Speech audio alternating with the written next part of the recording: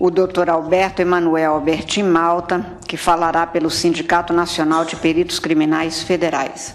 Vossa Excelência tem até 8 minutos também para se pronunciar e está com a palavra. Obrigado. Excelentíssima Presidente, excelentíssimo relator, ministro Gilmar Mendes, excelentíssimos ministros, excelentíssima ministra. Falo em nome do Sindicato Nacional dos Peritos Criminais Federais. A pertinência temática de nossa intervenção vem da Resolução 23.550, editada pelo TSE, que indica quais são as instituições competentes a participar do processo antecipado de fiscalização e auditoria dos programas de computador que compõem a urna. Dentre essas instituições está o Supremo Tribunal Federal e também está o Departamento de Polícia Federal, dentro do qual os peritos criminais federais com especialização em informática são aqueles que têm habilidade para interferir. E o fizeram. Participaram do teste público de segurança do sistema eletrônico de votação. Teste esse que foi composto, talvez, pelos maiores nomes da computação do Brasil. E o resultado foi que esses profissionais conseguiram, sim, encontrar diversos vícios, diversas falhas no sistema eletrônico de votação. A título de exemplo, conseguiram esses profissionais fazerem ataques ao sistema de inicialização da urna. Conseguiram gerar um boletim de urna falso. Conseguiram também obter a chave criptográfica da urna. Conseguiram ainda, e o que é mais grave, recuperar a ordem do RDV, que é o Registro Digital do Voto, e é o que garante o sigilo do voto. E, portanto, conseguiram identificar qual era o primeiro, o segundo, o terceiro voto de cada um dos eleitores. Senhor presidente, só me permite. Eminente advogado, eu queria perguntar a Vossa Excelência se esse é um teste oficial, foi divulgado, sim, quando foi feito, como foi feito, sob os auspícios do TSE. O TSE já porque fez. Queria dizer a Vossa Excelência que quando fui presidente do TSE, isso não significa absolutamente nenhuma antecipação de voto, opinião, nós fizemos uma auditoria pública por meio de edital, com personalidades que testaram a rigidez das urnas e que foram recrutadas, ou se habilitaram, melhor dizendo, a esse teste, pessoas oriundas da academia, das Forças Armadas, particulares, e naquela ocasião, depois de uma semana de testes intensivos, nenhuma falha nas urnas foi encontrada. Então, eu queria apenas que Vossa Excelência, se pudesse, esclarecesse que tipo de teste é esse que foi feito e quando foi feito, sob os auspícios de quem, a pedido de quem e como é que isto foi divulgado. Os testes foram feitos... a participação, se possível, agregando a Vossa Excelência, do próprio Tribunal Superior Eleitoral, que faz esses chamamentos públicos diuturnamente. Os testes... Porque essa, senhor presidente, é uma imputação muito séria. Da maior gravidade. Da maior gravidade. Séria, e precisa verificar a verossimilhança disso.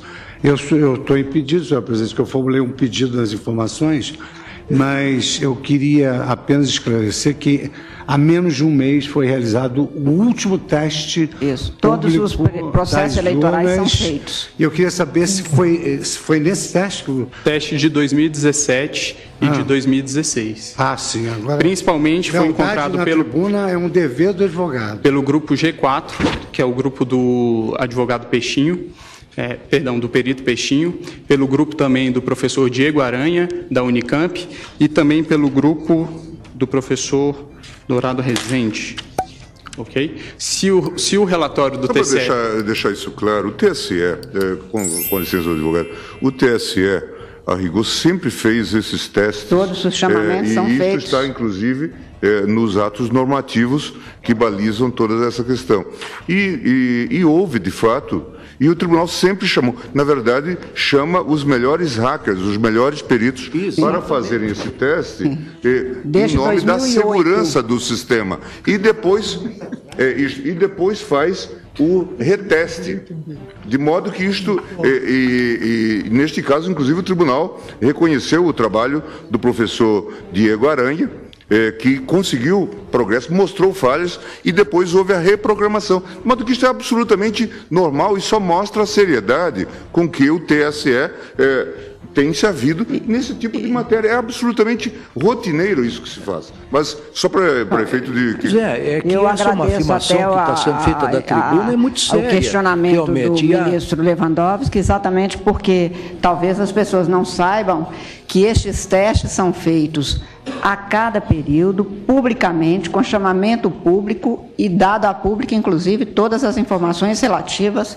mas Vossa Excelência continue e eu darei o interregno do questionamento. Obrigado, e apenas em resposta ao questionamento, o relatório a que me refiro é o relatório mencionado pelo ministro Gilmar Mendes e que está disponível no site do TSE. A minha indagação, o último reteste feito é de 2018, esses 2017. dados? 2017. 2016, 2009, 10, 16 e 17. Mas, a despeito de tudo isso, os peritos criminais não estão aqui para um retrocesso. Os peritos criminais reconhecem, com certeza, os grandes avanços que foram conquistados pela urna eletrônica. E é bom que fique bastante claro que a impressão do registro de voto não é um adeus ao voto eletrônico. O voto eletrônico permanece sendo um voto eletrônico, apenas com mais um mecanismo de auditoria. E aí é importante trazer quais são os 3 principais pontos que são indicados como as auditorias possíveis e viáveis em uma situação como essa. Indica os técnicos responsáveis pela elaboração do sistema que o RDV seria o registro digital do voto, seria um mecanismo para se apurar, se embaralhar os votos e se apurar a quantidade de votos. É bem verdade, mas esse sistema, o RDV, apenas permite apurar se foi adicionado ou excluído algum voto, e não se o voto foi registrado devidamente como o eleitor confirmou no momento que apertou o botão. O boletim de urna, do mesmo modo, ele permite sim uma auditoria, mas ele permite a auditoria da conferência conquistada escrito no boletim de urna com os resultados que foram apresentados no site do Tribunal Superior Eleitoral. Mas ele não permite, novamente, se verificar se o voto foi registrado de maneira adequada. E, por fim, a votação paralela, que resolveria essa situação que apresento, que seria o ato de se pegar algumas urnas no dia da eleição e fazer a simulação de uma votação para se verificar se a urna registrou adequadamente os votos. Elas, segundo informações do professor Pedro Dourado Rezende, na audiência pública realizada no Congresso Nacional, não seriam suficientes para isso, porque qualquer programador com pouco tempo e poucas linhas no código-fonte conseguiria programar o sistema para que ele identificasse que o registro biométrico está sendo dispensado com um percentual acima do normal e para que, portanto, os vícios não surgissem nesse teste. Então, o professor, não vou ler por conta dos 8 minutos que me foram limitados, qual é o posicionamento do professor. E indica ainda o professor Diego Aranha, que existe ainda a possibilidade de fraude interna. Obviamente, os peritos criminais não estão aqui a dizer que existe algum tipo de fraudador dentro do TSE, nunca diremos isso e acreditamos que todos que estão lá são corretos. Mas o que está a se dizer aqui é que a democracia de um país não pode estar sujeita ao controle de alguns poucos técnicos que têm acesso ao código-fonte e também às chaves criptográficas. É necessário haver um controle do controlador. Garantir a auditoria ao próprio sistema eletrônico que se pretende ver se está sendo fraudado ou não, é garantir ao fraudador fraudar a própria auditoria. Então, a impressão do voto, ele permitirá que, em eventual situação de dúvida a respeito da rigidez do processo de escrutínio, possa haver efetivamente uma auditoria. E em relação a algumas das preocupações que foram trazidas pela Procuradora-Geral, várias delas já foram respondidas por uma resolução que veio a ser editada posteriormente pelo TSE, que é a Resolução 23.521, que dispõe, inclusive, como funcionaria no caso de a urna dar um problema, a impressora travar. Dispõe a resolução que existirá também uma impressora de contingência, haverá um lacramento sem contato humano para que essa impressora possa ser substituída. Também em relação ao argumento de que deficientes visuais não teriam como verificar o voto impresso, foi editado também em 2017 a Resolução 23.554 pelo TSE, que dispõe que o deficiente visual poderá ser acompanhado de uma pessoa de sua confiança. Sobre o risco também de que, durante uma pane da impressora, o fiscal de urna poderia chegar e ver qual é o voto daquela pessoa que está dentro da cabine. Esse argumento também não me parece bastante plausível, tendo em vista que a urna eletrônica também pode travar com a sua tela congelada e também um fiscal de urna teria que entrar para trocar pela urna de contingência. O Brasil, excelentíssimos ministros, é o último país que ainda adota o sistema DRE sem o VVPET. O VVPET é exatamente isso que nós estamos falando, que é a impressão do registro. Países que em algum momento já adotaram o sistema que hoje adotamos, já o abandonaram. A título de exemplo, Alemanha, Bélgica, Holanda, Irlanda, Inglaterra, Rússia, Índia, Estados Unidos, Canadá e México. Por fim, excelências, utilizaria aqui mais uma vez a fala do professor Diego Aranha, que o ministro Gilmar mencionou, quando se trata dos argumentos de preço de viabilidade temporal.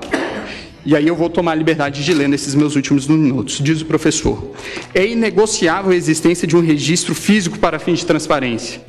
Em situações de vitórias cada vez mais apertadas, não se pode ter dúvida sobre o resultado correto das apurações. Sobre a questão orçamentária, eu gostaria de finalizar dizendo que a possibilidade de auditoria de uma eleição não deveria ter preço. Esse é o requisito de qualquer eleição, provar para os participantes que o resultado é acurado e honesto. Isso não deveria ser negociável. A discussão, se não é possível acomodar no sistema atual brasileiro, para que ele possa ser transparente, inverte completamente a sequência lógica das coisas. Transparência é um requisito. E ainda em relação ao preço, são vários os exemplos que podem ser encontrados na rede mundial de computadores de gastos semelhantes com coisas que, acredito eu, não tragam tantos benefícios à democracia do país. A título de exemplo, o governo federal gastou 800 milhões de reais em publicidade no ano de 2017. O valor estimado para a impressão do voto, é de 2 bilhões de reais. Por fim, inexiste inconstitucionalidade no dispositivo. O dispositivo, a nosso ver, apenas torna mais constitucional o estado de coisas constitucional que já existe, e é nesse sentido que os peritos criminais federais requerem que seja julgado improcedente os pedidos da inicial. Agradeço a atenção de todos.